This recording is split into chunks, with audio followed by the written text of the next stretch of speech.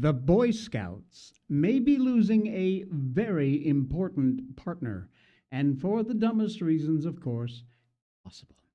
Uh, we missed Greta's story yesterday, so we're sticking it back in there again today because it's just that stupid, and she deserves all the laughs she gets. And the dumbest coup plot in history. And when I say the dumbest, I mean the dumbest. Welcome to the Jay Sheldon Show. It's a Wednesday. We're halfway through the week. Yep, Wednesday morning, 10 a.m. on the East Coast. Because the time changed, you know, I've stopped trying to fight them. It isn't going to work. All right.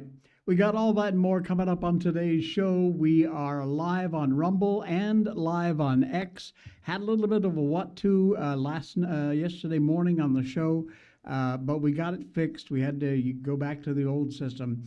Today we're back on the new system and everything looks to be running okay. Hope you're out there. We'll talk about all this cool stuff coming up in just a bit. Right now, though, we're going to tell you about the goodness that is in this cup right here, my Jay Sheldon Show mug. You can get one at our merch store. Oh, man, that's good stuff because it's Blackout coffee. Don't give your money to woke companies, folks, that don't care a fig about you or the things that we believe in. Work with all American companies. Buy your products that are made right here in the US of A and that are just the best you're going to find. Blackout Coffee is exactly that. They do not donate any of their profits to lefty woke organizations. They are conservative folks just like you and I, and they stick with us in the fight. Blackout Coffee, of course, grows all their beans right here using only local co-ops and American farmers. They pick the best premium beans, and they only roast them after you place your order. Your order goes in, then they roast the beans, and then they have a strict policy that within 24 to 48 hours, they ship them out to you. Now, they also have just added ground beans. So if you didn't order before because you didn't have a way to grind your roasted beans, now you have no more excuses. Some of their most popular roasts have ground options. You'll find that on the website. Use the link in our show notes. Easy to find right down there at the top of the show notes for Blackout Coffee, and then check them out. Pick your flavor. They've got flavored coffees too, which are absolutely beyond belief delicious. Some special holiday blends. And also, of course, you can get yourself 20% off by using the code J20 at checkout if you're a first-time customer. J20 is the code, JAY20, for 20% off your first order. Blackout Coffee, they support this show. We support that company, and we hope that you will do the same. Check it out. Get yourself a bag. Give it a try. You will not be disappointed, and you'll feel good knowing your company is going to your money's going to a company that is right there with us in the fight. All right. Thank you, Blackout Coffee. Great to have you along for the ride. The link is in our show notes, and we hope that you will pop by and place yourself an order. Scouting America has been accused of attacking boy-friendly spaces. And because of that, they could very well lose a vital partner in their organization. A lot of us, myself included, scouting was a rite of passage. Back in the day, girls earned merit badges for cooking and sewing and also for cycling and music. Boys, it was camping and community-oriented activities. Got them those coveted merit badges. I had quite a few myself, I know.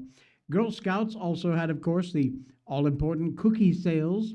In spite of the fact we found out those cookies aren't the healthiest things on the menu. The point of all this was to mold young people into responsible men and women. And back in the day, they did a pretty damn good job. The teaching of traditional roles for young people might have changed a bit over the years, but like most American institutions, the woke crowd has also, of course, gotten their slimy, stinky claws into scouting. And the results, as you can imagine, ain't good. For the past 100 years, 100 years, the U.S. military has been one of the biggest supporters of the Boy Scouts of America. Now, of course, it's known as Scouting America. There you go, right off the bat with this woke bullcrap. That might very well be about to change, sadly. Secretary of War Pete Hegseth is preparing to cut all ties between the military and Scouting America. That is huge. The reason? Hegseth says the organization has stopped being a merit-based group, and now the goal is simply to attack boy-friendly spaces. He goes on to say, the organization once endorsed by President Theodore Roosevelt no longer supports the future of American boys. In a draft memo to Congress, he condemned Scouting for becoming genderless, which it certainly is, and promoting diversity, equity, and inclusion, the always infamous DEI. He said also Scouting has gotten away from the mission to cultivate masculine values. Boy Scouts catering itself for a long time institution that the left didn't control for a while. They didn't want to improve it. They wanted to destroy it, or at least dilute it to where it means nothing like what it was originally intended. So, what exactly does ending the relationship between Scouting and the military mean? Well, the Pentagon will no longer provide medical or logistical aid to the National Jamboree, which is a huge Scouting event. I never went when I was a member of the Scouts, Boy Scouts, but it is an enormous event. Gathering that can bring in as many as 20,000 Scouts to a remote location in West Virginia takes place once every 4 years, just like the Olympics. Scouts also no longer be able to meet at military installations. A statement from Scouting America read, Scouting is and always has been a nonpartisan organization. For more than a century, we've worked constructively with every U.S. presidential administration, Democrat and Republican, focusing on our common goal of building future leaders grounded in integrity, responsibility, and community service. Now, look, Scouting may be trying to bill itself as nonpartisan, but both the Boys and the Girl Scouts all went full in on DEI and wokeism, and that's where the bottom fell out. Girl Scouts way ahead of the woke game by admitting transgender girls, which are boys.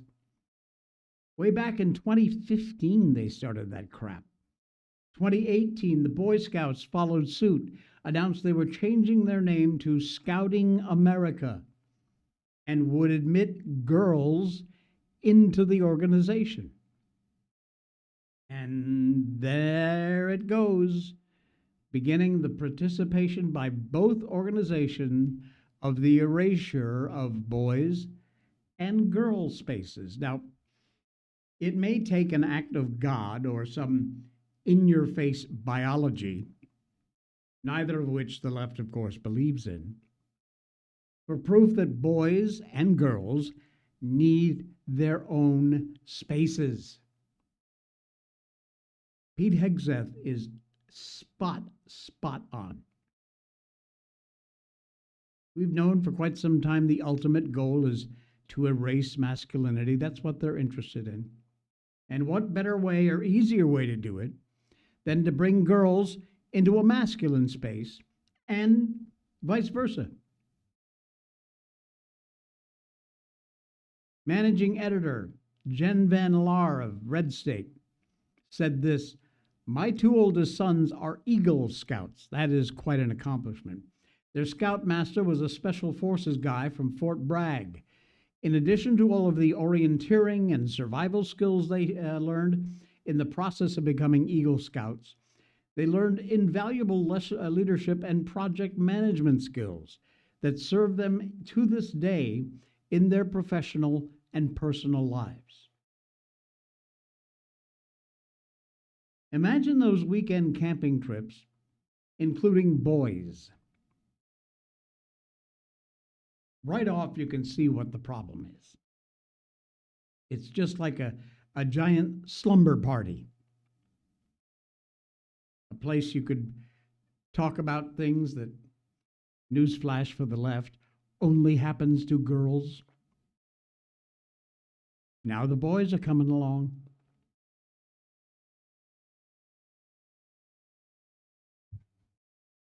Well, they're going to lose the military. About 20% of cadets and midshipmen of America's service academies are Eagle Scouts. Imagine that, 20%. Enlistees who are Eagle Scouts get an advanced rank and better pay. If the move goes forward, that will also end. No more. Like everything else the left gets its hand on, scouting is well on its way to absolute ruin. Thank you, lefties. You did it. I so vividly remember my time in the Boy Scouts, not the Girl Scouts, the Boy Scouts. It's a shame. It truly, truly is a shame.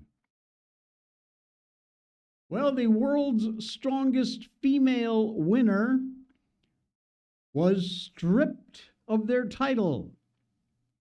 One guess why? Same story as the last one I just did. Yep, looks like it happened again. A biological male pretending to be a female was awarded the title of the world's strongest female. I know. Basically, it was a guy. Organizers have now stripped that title from him after learning he was born a boy. It all started this past weekend in Arlington, Texas. The official Strongman Games World Championships 2005 took place.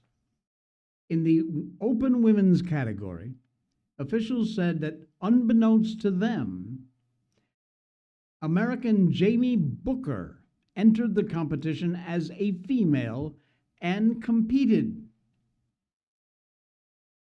When the top female contestants took the podium, it was Booker who obviously had beaten them all, given the fact he's a guy with huge advantages over biological women.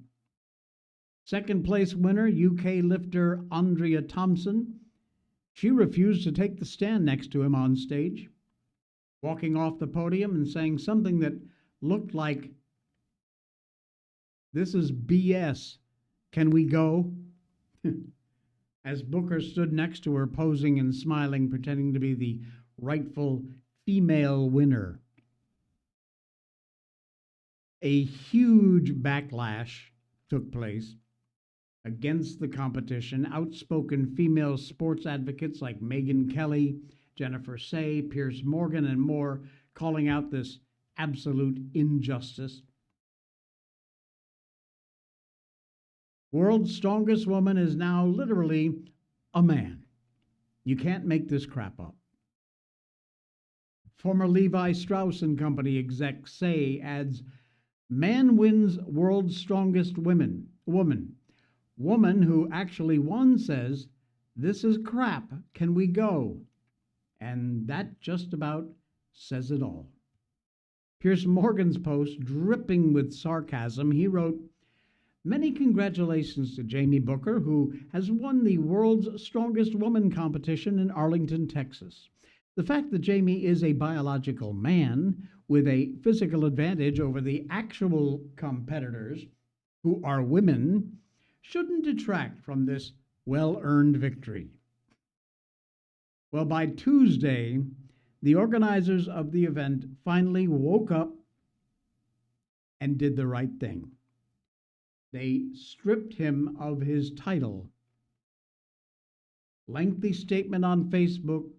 Competition made it clear they had no idea and would never let Booker compete against the women if they had.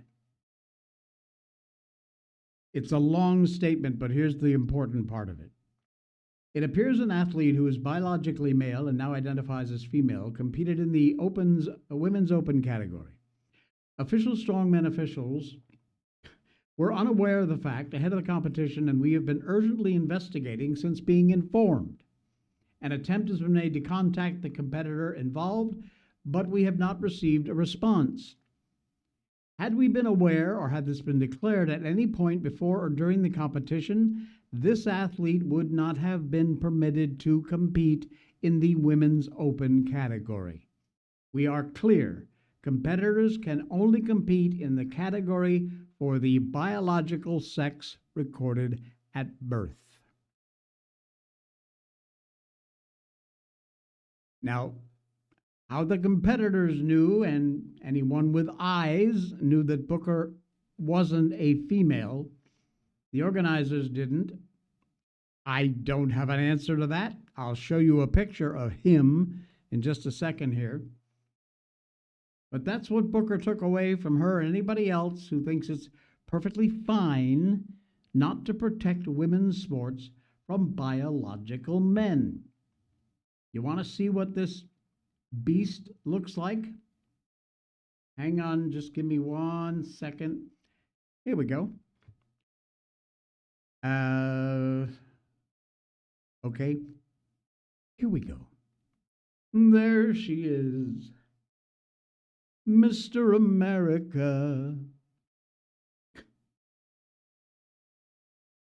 That's the world's strongest woman.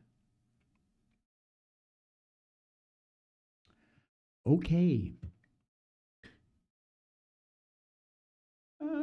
We live in a weird world, folks, but then again, it's what gives this show all the fodder it has to talk about things Monday through Friday at 10 a.m. Eastern.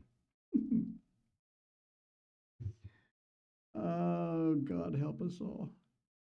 I mean that. All right, we missed this one yesterday. We're going to get it in today because it's important. Greta Thunberg, otherwise known as Greta Thunberg, or Thunberg.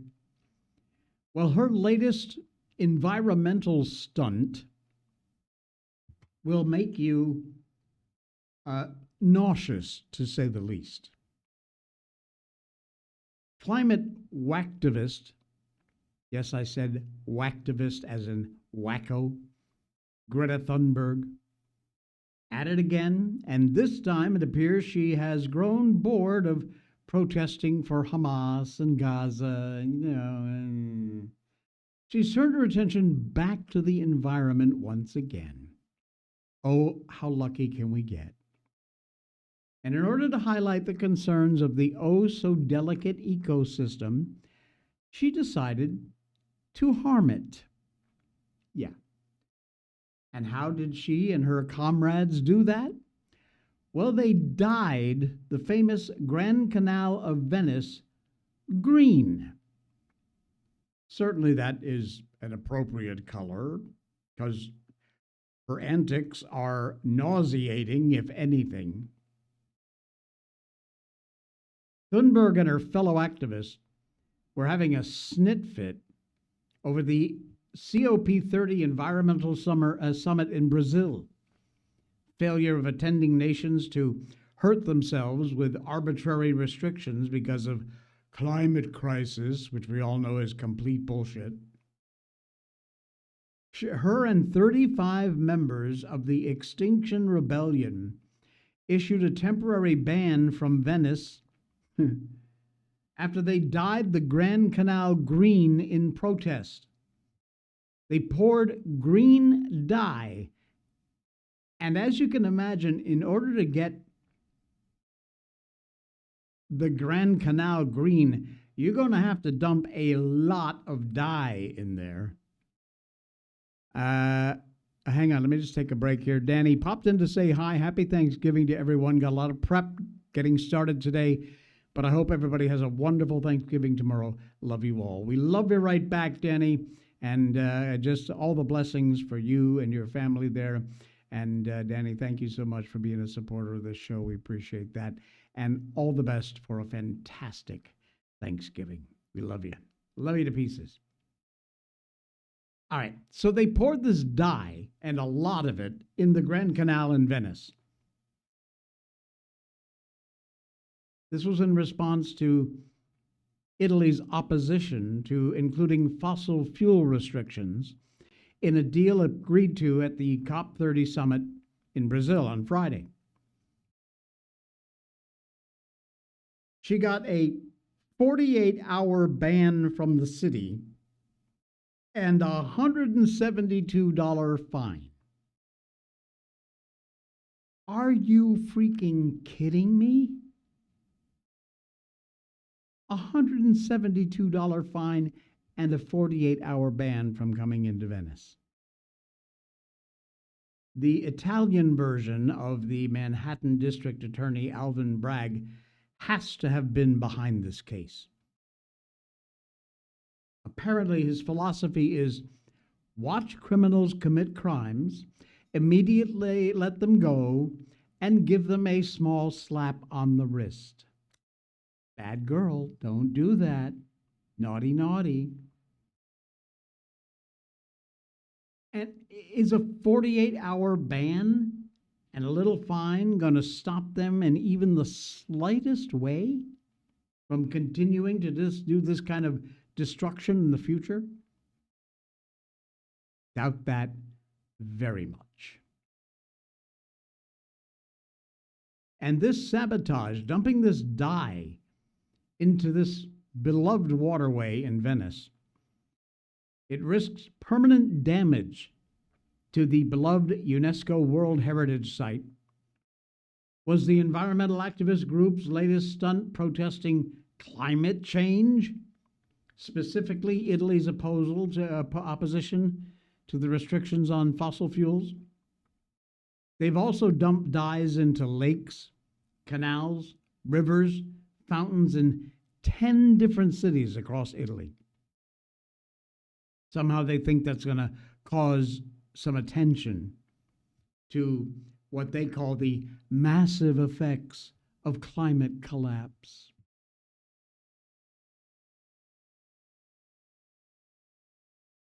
They block roadways, throw tomato soup at priceless Van Gogh paintings, glue themselves to the ground. Every time I cannot help but think these low IQ idiots hoping to get out of it, just a little notoriety for an hour and a half, and then the story goes away and so do they. This punishment is laughable at best. And until authorities start treating vandalism like a serious crime with the kind of punishment it deserves, harsh, these extremist wackos are just going to keep on doing it. You are doing absolutely nothing to stop them or to deter them. $172. Please. What exactly are they achieving for the environment? A fat lot of nothing. Greta Thunberg. Unbelievable. Ma'am Danny's back in the news. Oh, New Yorkers, you're going to love this one.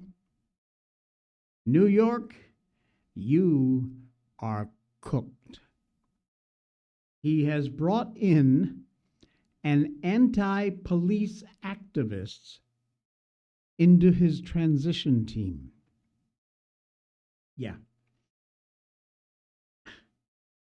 At least 3 or 4 times a week, sometimes more, a big story will come out of New York about some awful crime that was committed against some innocent person by a criminal who should not have been walking on the streets anyway, as a rap sheet as long as a CVS receipt.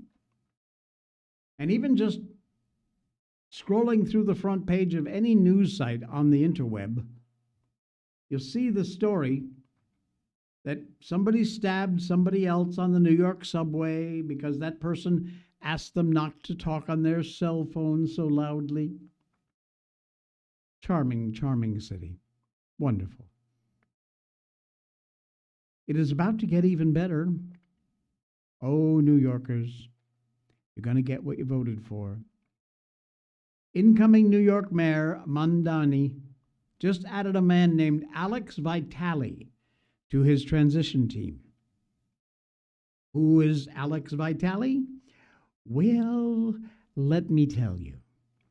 He's the guy who said that if you, quote, don't want racism and violence, don't get the police involved. Yeah. Author of The End of Policing. He's a sociology professor at Brooklyn College, CUNY Graduate Center, and now officially a part of the transition team for Mamdani on community safety. He gave a talk 11 days before George Floyd, when defund hadn't even gone mainstream. He was already a true believer. He said police are a direct interference, radical socialist-oriented politics, and that'll be used to stop us. Recently, Mamdani said during a debate with Cuomo that he has no intention to defund the police. Kind of hard to take that kind of talk seriously when you're putting someone on your transition team who could not possibly be more openly hostile to the mere concept of policing. Insane. You need more proof that what he says isn't just rattling off anti-police rhetoric? Keep in mind that Vitale is the author of a book called The End of Policing. He advocates in that book for dramatically reducing the budgets and duties of police departments and putting that money into more socialistic ventures like social workers. Yeah, call a social worker the next time you get stabbed on the subway. Probably pretty safe to say Mamdani was not serious at all about not wanting to defund the police. Just brought in the biggest defund the police guys on the planet into his transition team. The NYPD, sorry guys and gals, you are doomed. And that's even before Mamdani and Vitale can actually get their hands on it. Officers from NYPD already prepared for a mass exodus because of Mamdani. Scott Monroe, president of the Detectives Endowment Association for New York PD, said the city would be totally unsafe for people who live here. I go to bed and worry about the phone ringing, worried about my family members getting killed. I don't want to play any funerals. If you put a guy like him in there, our people are going to get hurt, and nobody's going to want that job. It's going to put recruitment back 5 more steps. And he's correct. NYPD already bleeding officers even before Mamdani won the election. Not entirely sure how the NYPD is going to stay near battle ready now. It's likely not. Officers being cut, running to other departments outside the city, maybe even move to different states if you're smart. Rightfully so. I would have absolutely zero blame for any of these guys and gals. who've had enough and just leave. You better brace for impact, New York. Or better yet, just leave. It isn't going to be good. And we tried to warn you, but you didn't want to listen. So, you're going to get it. Good and hard. Love that saying. There was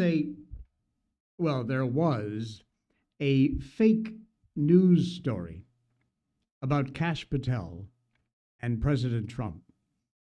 And they handled it with a single photograph in probably the best way possible.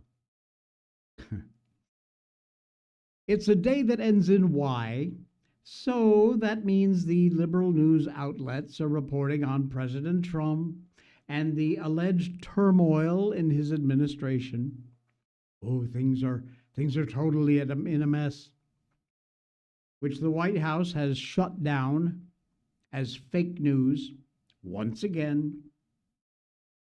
The latest, no surprise, comes from MS Now, formerly MSNBC. They claim that FBI Director Kash Patel was reportedly on his way out. They wrote, President Trump is considering removing Kash Patel as FBI Director in the coming months, as he and his top aides have grown increasingly frustrated by the unflattering headlines Patel has recently generated. That's MS Now.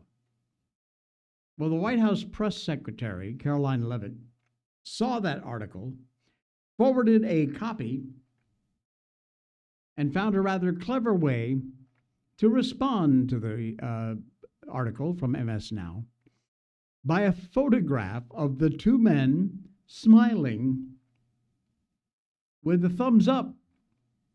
Yep. This was the response to the fake news story. Caroline Leavitt, she says, the story is completely made up. In fact, when this fake news was published, I was in the Oval Office, where President Trump was meeting with his law enforcement team, including Director Kash Patel. I read the headline and said to the president, and he laughed and said, "What? That's totally false. Come on, Kash, let's take a picture to show them you're doing a great job." And that is the picture right there. Unbelievable. President Trump and Kash Patel standing next to each other in the Oval Office. Both men, big smiles, thumbs up. Classic Trump. So sorry, MSNBC, you lose again. Too bad, too sad. Bye-bye. Is anyone watching MSNBC except for the entertainment laughs value? Because there's not much other reason to do that. ICE back in the news, and this is an arrest you're going to want to hear about. Incredible. They have arrested a college professor who is an illegal alien, not just an illegal alien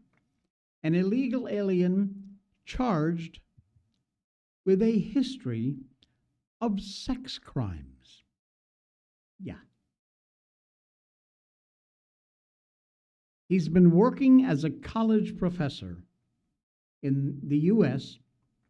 He is now in custody thanks to the continued efforts from ICE to track down and remove criminal threats from America. ICE said in a statement they arrested Sri Lankan national Sumith Gunasakara in Detroit.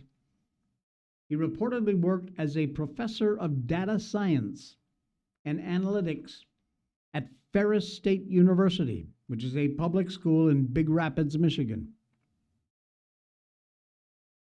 If you take a look at this guy's online footprint, He'd been employed by the University of Tennessee at Chattanooga as a professor of data and analytics. While at UTC, he earned the designation of Google Scholar, whatever that means. And the pictures he selected for the site, Google Scholar, are typical for a nerdy college professor. Spends all his time with numbers and data analytics, you know the kind. But his rap sheet, his criminal history, is far more interesting. Sexual interference with a minor, gross lewdness, uttering death threats, invitation to sexual touching, disorderly conduct. He remains in ICE custody in detention, pending further proceedings from immigration. Convicted January 2004. Las Vegas Justice Court convicted him of disorderly conduct, sentenced him to fines. No jail time, just fines. September 2003, Metropolitan Police Department, Las Vegas, arrested for open and gross lewdness. November 98, Criminal Court, Brampton, Ontario, convicted for utter threat to cause death or bodily harm and sexual interference. Got sentenced to 1 month behind bars and a year of probation. Less than 3 months earlier, August 98, Peel Regional Police in Brampton, Ontario, arrested him for uttering death threats again. Arrested him 3 days later for invitation to sexual touching and sexual interference. Sickening. This sex offender was working as a professor at an American college campus, given access to hundreds of vulnerable students, potentially victims. Well, he's now in ICE custody and may very well be shortly on his way back to Sri Lanka. We can only hope and pray. Unbelievable. For the past 27 years, this illegal immigrant with a very checkered past was able to move back and forth between Canada and the U.S. They're called border runs. I know, I've done them.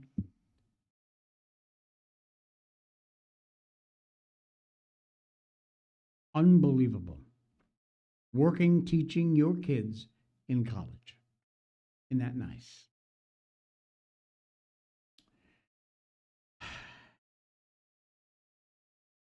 Okay. I should have headlined this one because I love this story. There's stupid, and then there's stupid. Oh, yeah, we have a new opening. It's what we call You Can't Fix Stupid. Дурак, блядь. Oh my God, no.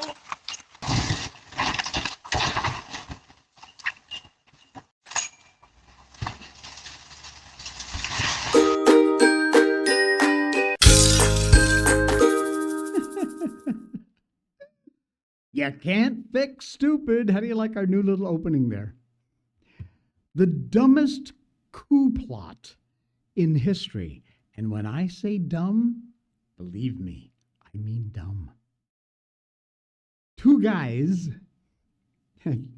wait till you see them, planned to conquer an island and crown themselves kings. Now, we've seen more than our fair share of criminals over the decades.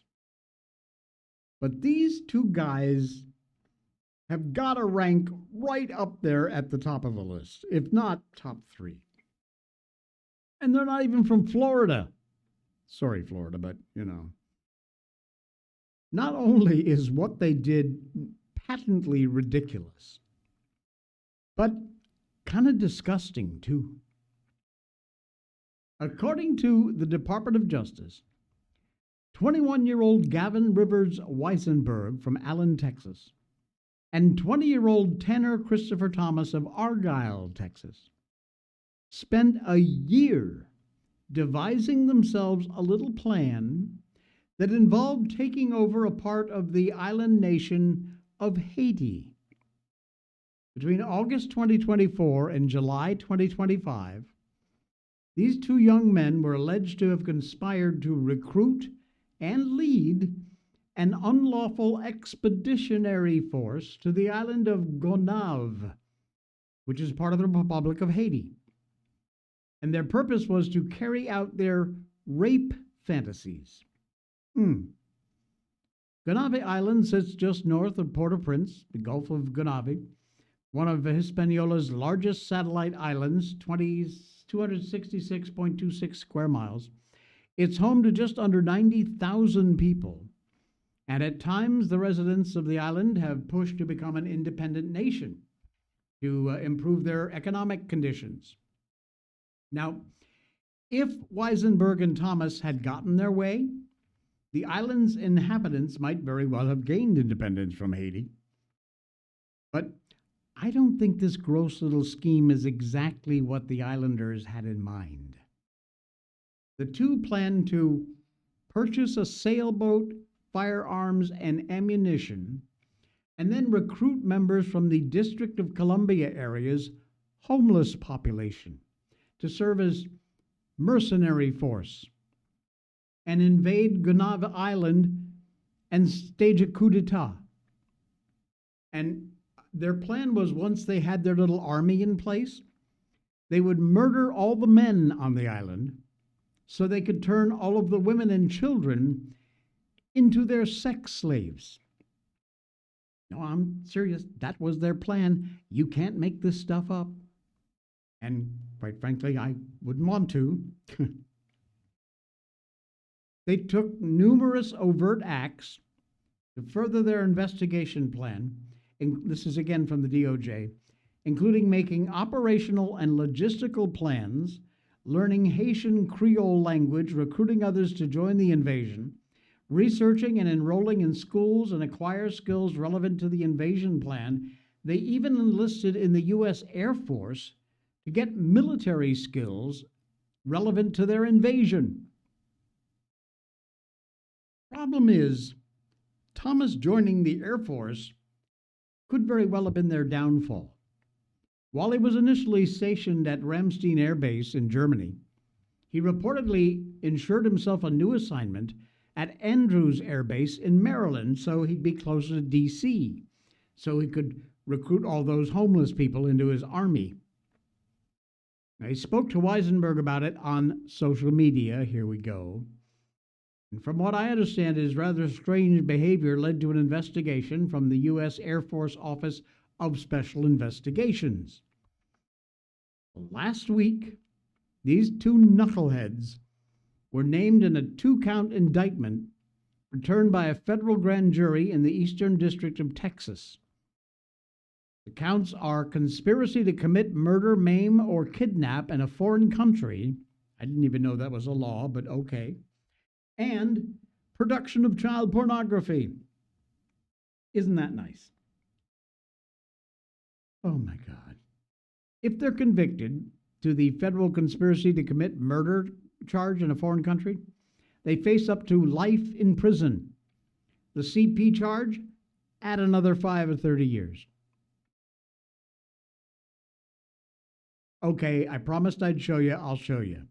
Here they are. Here's our heroes of this story who are plotting the coup in a part of Haiti. Yeah, brilliant, huh? Oh, man.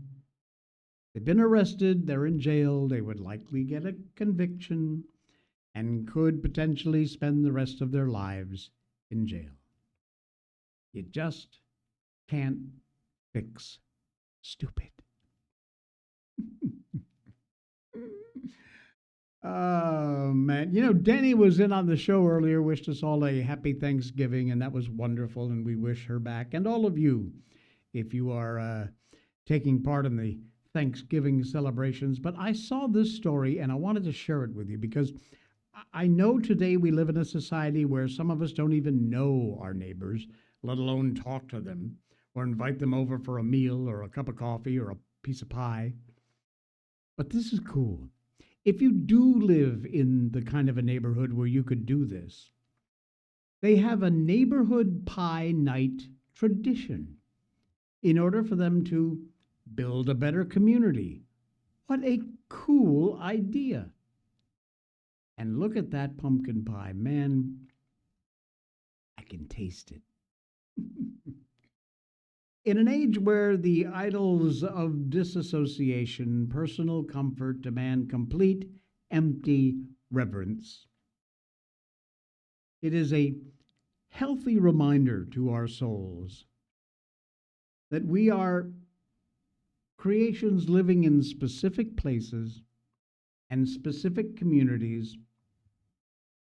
The writer of this article says, "My family started a favorite Thanksgiving week tradition when I was in middle school. Not long after, we moved to a new neighborhood, so we invited our cul-de-sac neighbors to our house on the Wednesday evening before Thanksgiving. That would be tonight. For a big step for the family of a majority of introverts fairly new to the area. Every time, everybody got tasks with bringing themselves and a pie to share. My mom made a chicken pot pie for dinner, and as gathering grew in size over the years, also included a shepherd's pie. And this tradition was inspired by a family they knew in a Midwestern small town where they used to live, and it's oh so originally termed Pie Night. The goal was to get as many people and as much pie as you can all together in one place and get to know your neighbors, which I think is brilliant. Great turnout for the first year, she says. We kept it up. The invitations spread beyond the cul-de-sac to other streets in our little area of suburbia. Even the local fire station, where a few of the firefighters stopped by with the truck in between calls. Guests brought everything from homemade sweet potato pie to fruit pies, Costco pumpkin pies, feed the small army of neighborhood children in attendance. One neighbor notoriously bought pizza pies for the picky eaters. And apparently this thing got really serious when her dad invested in a trophy to award to the family who brought the best pie. And my mom strictly forbade any votes from going towards her delicious dinner pies. Trophies since traveled around the neighborhood, although I believe it's been mostly consistently awarded to the professional baker who lives down the street. Hardly a fair competition. She showed up with her caramel banana cream pie. Well, it worked. They got to know their neighbors, they got some great pies, and everybody gets along 364 5 days a year. Perfect way. And not a bad idea for your neighborhood. Why not? Start a pie night. I mean, it's too late for this year, of course. But put it on your calendar. Send out some invites to your neighbors. Can start small. It'll grow.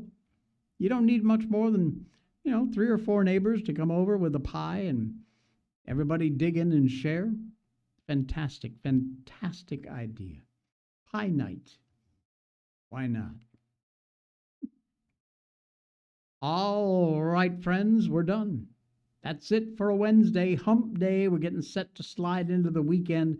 Enjoy the rest of your day. Be sure and check out our great sponsors, Patriot Mobile, Blackout Coffee, NordVPN, all those great folks who are right down there in our show list. And while you're scrolling down, make sure you hit the follow button or subscribe. We are live Monday through Friday on X and Rumble. And of course, you can also watch the show on YouTube. Just search out the Jay Sheldon Show and give us a subscribe over there. Give you a chance. Also, of course, our podcast, the audio part of our show is out there. Apple Podcasts, Spotify, all the podcast platforms. You'll find the Jay Sheldon Show. Give us a subscribe over there. We're done. Enjoy the rest of your Wednesday. Get ready for Big Turkey Day tomorrow. There is a chance I will not be here tomorrow. Just fair warning. Got some stuff going on, Thanksgiving related, with some American friends over here. So we'll see. If you see me, I'm here. If you don't, you don't. Enjoy your Wednesday.